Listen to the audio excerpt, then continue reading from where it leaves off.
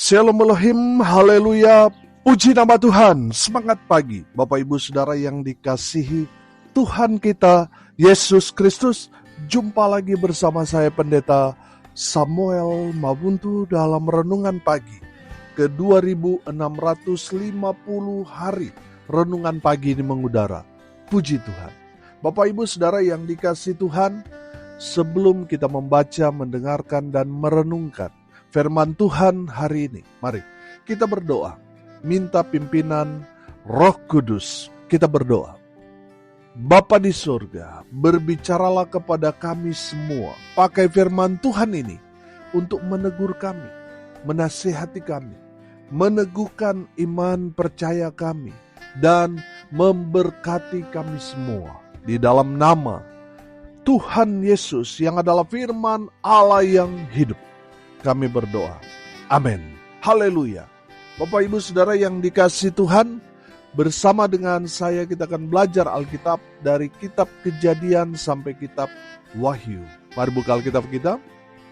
1 Korintus pasal 16 ayat 22. Perhatikan firman Tuhan berbunyi demikian. Siapa yang tidak mengasihi Tuhan, terkutuklah ia. Maranatha, sekali lagi. Siapa yang tidak mengasihi Tuhan, terkutuklah ia. Maranatha, haleluya. Bapak Ibu Saudara yang dikasihi Tuhan, apa pesan firman Tuhan ini buat kita, gereja Tuhan di akhir zaman ini? Yang pertama, perhatikan. Kita harus mengasihi Tuhan. Amin. Bapak Ibu Saudara yang dikasihi Tuhan, kita tahu bahwa kasih di sini, kalau dalam terjemahan yang dalam bahasa asli, di sini ditulis agape, agapa, yang kita tahu diambil dari kata dasarnya agape. Bapak Ibu Saudara yang dikasihi Tuhan, dari kebenaran firman Tuhan ini kita diingatkan kembali bahwa kita harus mengasihi Tuhan, mengasihi dengan kasih agape. Saudara, kita harus merespon kasih Tuhan dengan kasih seperti yang Tuhan berikan kepada kita. Saya yakin dan percaya kalau Tuhan memerintahkan kita untuk mengasihi Tuhan dengan kasih agape, saudara, saya yakin kita semua bisa dan sanggup melakukan kasih itu. Amin. Tidak mungkin Tuhan perintahkan kita untuk mengasihi Tuhan sementara kita nggak mampu, kita nggak bisa melakukannya, nggak mungkin. Saya yakin dan percaya kalau itu perintah Tuhan, itu menandakan kita bisa mengerjakannya. Amin. Saudara, kasih yang dimaksudkan di sini, kasih agape itu saya ingatkan kembali beberapa waktu yang lalu saya khotbahkan tentang kasih agape. Kasih agape itu adalah kasih tanpa syarat. Sama seperti Tuhan Yesus mengasihi saudara dan saya tanpa syarat. Kalau kita manusia banyak persyaratannya. Apalagi kalau mau dipinang, saudara.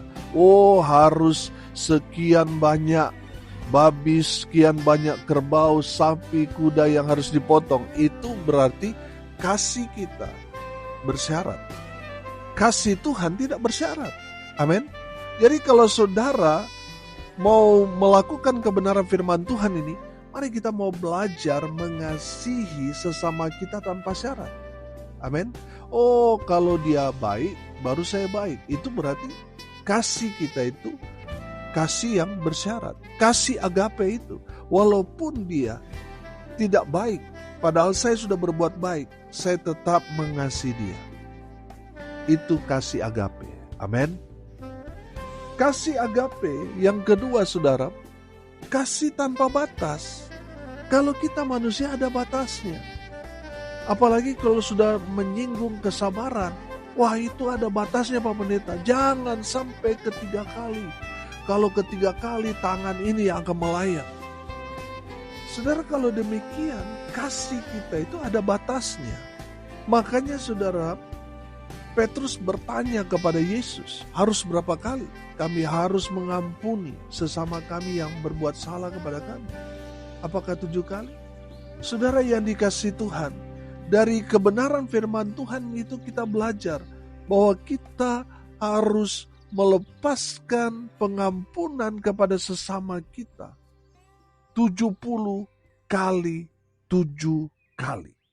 Bapak Ibu Saudara, dari firman Tuhan itu kita belajar bahwa orang yang mengasihi dengan kasih agape, kasihnya tanpa batas. Amin. Entah berapa kali orang berbuat salah kepada kita, kita yang memiliki kasih agape itu tetap melepaskan pengampunan kepada orang itu. Itu orang yang ada kasih agape dalam dirinya. Kalau kita masih terbatas, kita mengatakan sudah cukup 3 kali Pak Pendeta, dia tipu saya, dia perbuat ini dan itu kepada saya.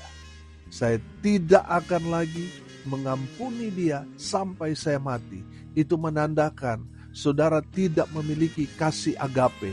Saudara ingat, saudara yang menyimpan dendam, sakit hati kepada sesama kita. Jangan sampai saudara berkata, sampai mati saya tidak akan mengampuni dia. Kalau kita tidak melepaskan pengampunan kepada orang yang telah berbuat jahat kepada kita, firman Tuhan mengajarkan, dosa-dosa kita tidak akan diampuni.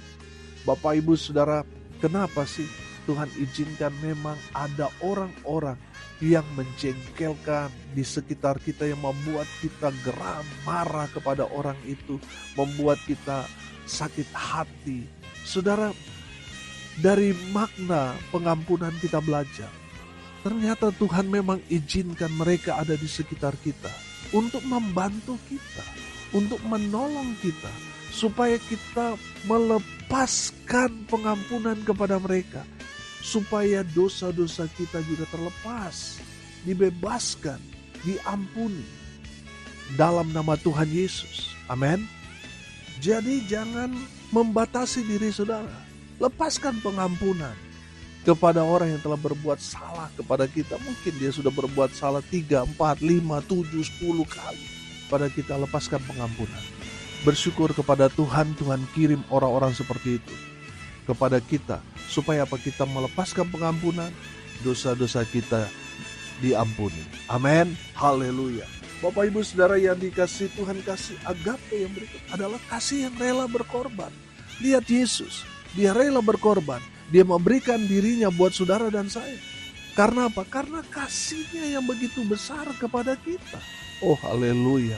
Bapak Ibu Saudara, saya yakin dan percaya, seorang yang ada kasih agape ini, dia rela berkorban. Amin. Bahkan memberikan dirinya untuk jadi korban. Karena kasih agape ada dalam diri orang itu. Haleluya. Saudara yang dikasihi Tuhan, itu yang Tuhan maksudkan. Kita mengasihi Tuhan. Kita mengasihi dengan kasih Kristus, yaitu kasih agape. Saudara, kalau kita mengasihi Tuhan, kita harus mengasihi Tuhan seperti dalam Injil Matius pasal 22 ayat 37 yang berkata, kasihilah Tuhan Allahmu dengan segenap hatimu, dan dengan segenap jiwamu, dan dengan segenap akal budimu. Ayat 39, dan hukum yang kedua, yang sama dengan itu, ialah kasihilah sesamamu manusia, seperti dirimu sendiri. Haleluya. Saudara, kita harus mengasihi Tuhan dengan segenap hati, dengan segenap jiwa, dengan segenap akal budimu, dengan segenap kekuatanmu. Dan jangan lupa, kita menerapkan kasih Tuhan itu kepada sesama kita. Amin. Bapak Ibu Saudara yang dikasihi Tuhan, kalau saudara mengasihi Tuhan, tetapi di dalam sebulan saudara hanya sekali saudara masuk gereja, saudara tidak ada hubungan dengan Tuhan, itu menandakan saudara tidak mengasihi Tuhan dengan segenap hati. Tuhan menuntut kita untuk mengasihi Tuhan dengan hati, dengan semua yang ada dalam hatimu. Jangan sampai saudara, tubuhmu di gereja, tetapi pikiranmu ada di luar. Itu menandakan saudara tidak mengasihi Tuhan.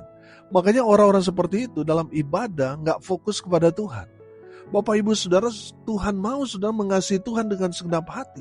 Saudara fokus kepada Tuhan. Amin. Saudara yang dikasihi Tuhan, kasihilah Tuhan dengan segenap hatimu. Tuhan tidak mau pencitraan. Banyak orang kan kelihatan rohani, sama seperti orang-orang Farisi, ahli-ahli Taurat. Mereka mau memperlihatkan kepada orang banyak bahwa mereka orang yang beragama. Tapi ternyata mereka tidak terhubung dengan Tuhan. Tuhan mau saudara, kalau saudara mengasihi Tuhan, kasihilah Tuhan dengan segenap hatimu. Kerjakan semua yang dipercayakan kepada saudara dengan maksimal, totalitas. Dengan demikian saudara mengasihi Tuhan dengan segenap hatimu. Karena apa yang saudara kerjakan, lakukan. Saudara kerjakan dengan hati. Amin. Saudara yang dikasihi Tuhan, Tuhan melihat itu hati. Saudara mengerjakan segala sesuatu tapi dengan sungut-sungut, terpaksa. Saudara, Tuhan akan tolak semua apa yang saudara kerjakan. Tapi kalau saudara mengerjakannya dengan segenap hati, oh haleluya. Saudara lihat, orang tua kita di kampung kalau masak, saudara, kadang masih masak secara tradisional, masih pakai kayu bakar, bumbu kadang kala saudara kurang, tapi rasanya saudara nikmat. Sampai sekarang kita rindu, kangen dengan masakan orang tua kita. Kenapa? Karena mereka masak dengan segenap hati. Amin. Mereka masaknya dengan cinta. Makanya rasanya nikmat. Amin. Tuhan mau kita itu seperti itu. Kerjakan dengan hati. Saya percaya kalau orang mengasihi Tuhan dengan segenap hati, betul-betul dia menaruh hidupnya kepada Tuhan. Dia mempersembahkan tubuh, jiwa, dan rohnya untuk Tuhan. Sehingga di saat ibadah dia tidak pernah terlambat. Dia memberikan waktu yang paling terbaik buat Tuhan. Saudara, dalam pelayanan dia betul-betul totalitas. Itu orang yang mengasihi Tuhan dengan segenap hati. Kasihilah Tuhan dengan segenap jiwamu. Artinya sudah persembahkan dirimu untuk menjadi persembahan yang hidup. Kalau sudah bicara dengan segenap jiwa, berarti kita siap mati untuk Tuhan. Sebagai wujud kita mengasihi Tuhan. Jangan saudara nyanyi lagu, ku berikan hatiku dan jiwaku. Tapi ditanya, kenapa hari Minggu gak gereja? Sorry Pak Pendeta, hujan. Bapak Ibu Saudara, orang yang mengasihi Tuhan dengan segenap jiwa artinya dia sudah menyerahkan hidup matinya kepada Tuhan. Apapun yang dia kerjakan, lakukan semuanya untuk Tuhan. Itu orang yang mengasihi Tuhan dengan segenap jiwa. Saudara, kasihilah Tuhan dengan segenap akal budimu. Dengan semua yang Tuhan sudah berikan kepada saudara, baik itu kepintaran. Saudara yang dikasihi Tuhan, yang sudah mendapatkan karunia, talenta dari Tuhan untuk melayani. Saudara maksimalkan apa yang Tuhan sudah berikan kepada saudara sebagai wujud saudara mengasihi Tuhan. Persembahkan itu semua kepada Tuhan sebagai persembahan yang hidup, yang kudus bagi Tuhan. Haleluya. Bapak Ibu Saudara, kita harus mengasihi Tuhan. Karena kalau kita tidak mengasihi Tuhan, saudara, yang kedua kita belajar, kita akan dikutuk. Saya yakin dan percaya tidak ada orang yang mau dikutuk. Kalau saudara tidak mau dikutuk, ambil keputusan sekarang untuk mengasihi Tuhan. Amin. Saudara, saya teringat dalam Wahyu pasal 2 ayat 1 sampai ayat 5. Saudara, di jemaat Efesus itu, saya mau katakan, itu jemaat yang luar biasa. Mereka sangat militan, mereka sangat-sangat rohani. Satu kesalahan mereka, mereka kehilangan kasih mula-mula. Saudara yang dikasihi Tuhan, saya menangkap di sini. Kalau kita tidak mengasihi Tuhan, kita akan sama seperti dengan jemaat yang ada di Efesus, yang kelihatan luar biasa, tapi dicela Tuhan. Karena apa? Mereka tidak mengasihi Tuhan dengan segenap hati, segenap jiwa, segenap akal budi mereka. Akhirnya apa? Mereka dicela Tuhan. Saudara yang dikasihi Tuhan, kalau kita tidak mengasihi Tuhan, cepat atau lambat, kita akan dikutuk Tuhan. Bapak, Ibu, Saudara, mari kita merespon dengan cara mengasihi Tuhan. Amin. Supaya apa? Supaya kita terhindar daripada kutuk ini, kita didekatkan dengan berkat-berkat Tuhan. Amin. Saudara, pilihannya ada dua, berkat dan kutuk. Kalau saudara mau diberkati, dengarkan firman.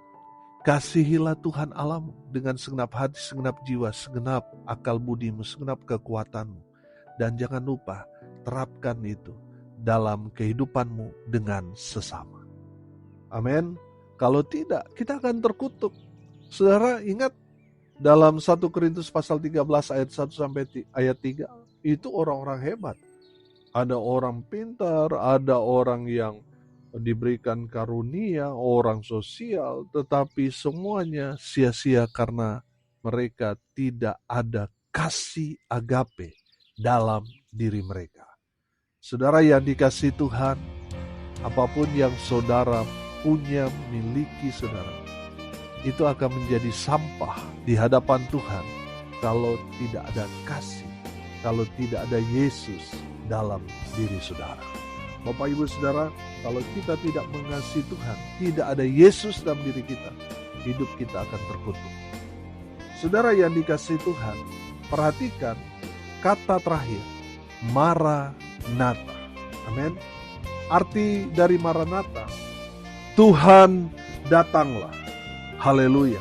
Bapak, Ibu, Saudara, orang yang cinta Tuhan pasti akan merindukan kedatangan Tuhan. Amin. Saudara, dengar baik. Beberapa waktu ini sempat heboh. Tanggal 25 September ini Tuhan akan segera datang katanya. Saudara yang dikasihi Tuhan, firman Tuhan mengajarkan kepada kita bahwa Tuhan tidak memberitahu kapan Tuhan datang. Saudara, bisa saja tanggal 25. Tapi ingat, bisa saja sebelum tanggal 25. Bisa saja sebentar lagi, 2-3 jam dari sekarang. Bisa saja beberapa menit, berapa detik ke depan ini. Bisa saja. Saudara yang dikasihi Tuhan, pertanyaannya, sudah siap gak kita menyambut kedatangan Tuhan? Bapak, Ibu, Saudara yang dikasihi Tuhan, firman Tuhan mengajarkan kita, kalau kita mengasihi Tuhan, pasti kita rindu dengan kedatangan Tuhan. Tapi kalau kita takut Tuhan datang segera, saudara, itu menandakan ada yang gak beres di dalam kehidupan. Saudara, kalau Tuhan sudah datang, pertobatan itu sudah ditutup, saudara. Tidak ada lagi pengampunan. Di saat Tuhan datang, tidak ada lagi kesempatan untuk kita bertobat. Kesempatannya kapan? Sekarang. Karena kita tidak tahu, saudara, hidup ini misteri kan. Kita nggak tahu kapan Tuhan datang. Oleh karena itu, mari kita mempersiapkan diri kita untuk menyambut kedatangan Tuhan. Saudara yang dikasihi Tuhan, pertanyaannya, sudah berapa jiwa kita bawa kepada Tuhan? Jangan sampai, saudara, Tuhan datang kita belum pernah memberitakan Injil. Kalau kita belum memberitakan Injil kepada sesama kita, berarti namamu belum terdaftar dalam kerajaan surga. Saudara ingat, ketika Tuhan Yesus memerintahkan kepada murid-murid untuk pergi, beritakan Injil, dan mereka pulang dengan sukacita. Mereka banyak melakukan tanda mujizat, mereka mengusir setan, dan banyak sekali hal-hal yang luar biasa terjadi dalam pelayanan mereka. Tuhan Yesus bilang apa? Jangan bersukacita karena itu. Bersukacitalah karena apa? Karena namamu terdaftar di surga. Saudara yang dikasihi Tuhan, jangan hanya terdaftar di gereja. Pastikan saudara dan saya terdaftar di surga. Amin. Jadi sebelum Tuhan datang, mari kita berlomba-lomba memberitakan Injil Kerajaan Allah kepada orang-orang yang belum mendengar, yang belum menerima Yesus. Tugas kita sampaikan kabar baik kepada mereka. Urusan mereka menolak kabar baik itu urusan mereka dengan Tuhan. Urusan kita dengan Tuhan, kita memberitakan Injil kepada mereka. Amin. Kalau tidak, kita akan terkutuk. Saudara yang dikasihi Tuhan, bicara tentang Maranatha, kedatangan Tuhan, sampai Tuhan datang, kita orang percaya harus tetap mengasihi Tuhan. Sampai Maranatha, sampai Tuhan datang, orang yang hidup tidak mengasihi Tuhan, di hari Maranatha mereka akan dihukum. Bapak Ibu Saudara yang dikasihi Tuhan, pilihannya ada dua. Kasihilah Tuhan Allahmu, maka saudara akan dijaga, dilindungi, dipelihara, dan diberkati. Tapi kalau saudara tidak mengasihi Tuhan, saudara akan terkutuk. Di saat Tuhan datang, saudara dikutuk, saudara dihukum, saudara tempatnya di neraka. Pilihannya antara hidup dan mati, surga dan neraka, berkat dan kutuk. Itu semua kita akan dapatkan, dan yang menentukan itu semua adalah keputusan kita hari ini. Apakah kita mau mengasihi Tuhan atau kita masa bodoh? Kita tidak mengasihi Tuhan, tidak mau peduli. Kalau saudara tidak mau peduli, saudara akan terkutuk. Memang mungkin belum sekarang, tapi pasti saudara akan terkutuk. Tapi kalau saudara memilih mengasihi Tuhan, saya yakin percaya damai sejahtera, berkat-berkat Tuhan akan memenuhi hidup saudara sekarang dan nanti, hidup dalam kekekalan. Amin. Mari kita berdoa. Terima kasih Bapa di surga, kami memilih untuk hidup mengasihi Tuhan. Terima kasih sudah memberkati kami semua dengan kebenaran firman-Mu. Berkati semua pendengar dimanapun mereka berada. Berkati hidup mereka, rumah tangga mereka, usaha, pekerjaan, pelayanan mereka. Dibuat beruntung, berhasil dalam segala hal. Mereka yang sakit, Tuhan sembuhkan. Mereka yang lemah, Tuhan kuatkan. Tuhan hibur mereka berduka cita. Dan berkat-berkat Tuhan memenuhi setiap kehidupan semua pendengar. Diberkati Tuhan dengan luar biasa. Bapak Ibu Saudara yang dikasihi Tuhan, arahkanlah hatimu kepada Tuhan dan terimalah berkat dari Tuhan Yesus. Tuhan memberkati engkau dan melindungi engkau. Tuhan menyinari engkau dengan wajah-Nya dan memberi engkau kasih karunia. Tuhan menghadapkan wajah-Nya kepadamu dan memberi engkau damai sejahtera di dalam nama Tuhan Yesus, sumber daripada segala berkat. Bapak Ibu Saudara yang percaya, diberkati Tuhan, katakan amin. Puji Tuhan. Bapak Ibu Saudara yang dikasihi Tuhan, kalau saudara merasa diberkati melalui renungan pagi ini, bagikan juga kepada saudara-saudara yang lain, supaya mereka juga diberkati. Karena untuk itulah kita dipanggil, untuk jadi berkat. Salam kasih dari Bali. Saya Pendeta Samuel Mabuntu. Sampai jumpa besok pagi. Tuhan Yesus memberkati kita semua. Haleluya.